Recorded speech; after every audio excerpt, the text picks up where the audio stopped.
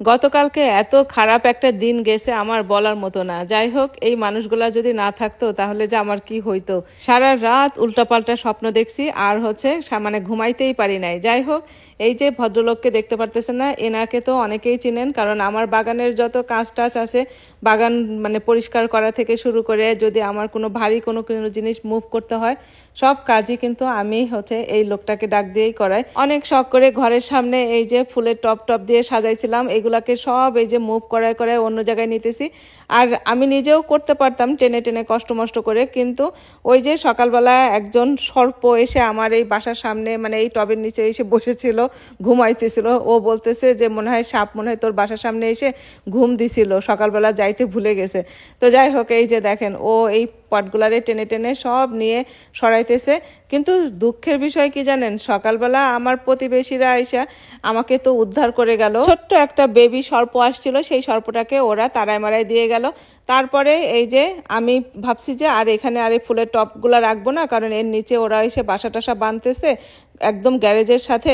Garage খুললে যদি গ্যারেজের ভিতরে ঢুকে যায়, এই কারণে একে ডাক দিছি যে তুমি এসে আমার একটু বাগানে একটু হেল্প করে দিয়ে যাও, আমার এই পট টটগুলো এগুলো সরাবো। ও সাথে সাথে 1-1.5 ঘন্টা পরেই চলে আসছে।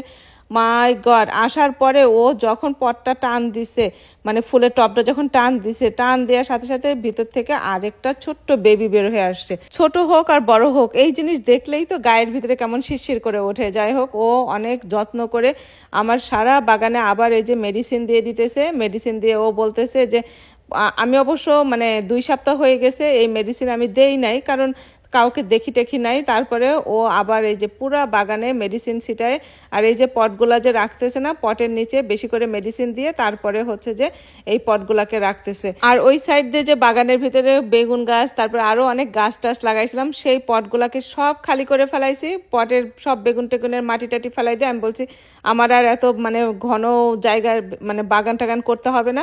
সব ওই যে দেখেন পটের ভিতরে যত গাছ ছিল সব ফেলাই টালাই দিয়ে এখন আমি আমার বাগান টাগান একদম পরিষ্কার করে ফেলাইতেছি, যেন আর কোনো কিছু দেখতে না পারি। আর এই যে সকালবেলার সিন, সকালবেলা আমার পাশের বাসায় থাকে এই যে হাজব্যান্ড ওয়াইফ দুইজন, আমার প্রতিবেশী। এরা এত ভালো বলার মতো না, যে কোনো বিপদ আপদে এরা আমাকে অনেক অনেক হেল্প করে। আমরা যদি কখনো বাসায় না থাকি, আমার বাসার পাসওয়ার্ড টাসওয়ার্ড সবকিছু ওদের কাছে দেয়া থাকে। ওরা আমার বাসায় এসে আমার বিড়াল টেক কেয়ার করে। এত ভালো মানে প্রতিবেশী পাওয়া আসলে ভাগ্যের ব্যাপার। যাই হোক, যখন যেই বিপদেই পড়ি না কেন, ডাক দিলে সাথে সাথে আসে। অন্যান্য স্টেটের আপু ভাইয়ারা, তারপরে বাংলাদেশের মানুষজনরা যারা কমেন্ট করে বলেন যে এত ভয়ঙ্কর জায়গায় থাকেন কিভাবে। একটা কথা কি জানেন, আমি যখন টেক্সাসে ছিলাম, ডালাসে, তখন এক মানে ভাবির বাসার ভিতরে সাপ ঢুকে গেছিল। সেই সাপ পুলিশ এসে তারপরে বের করে গেছে।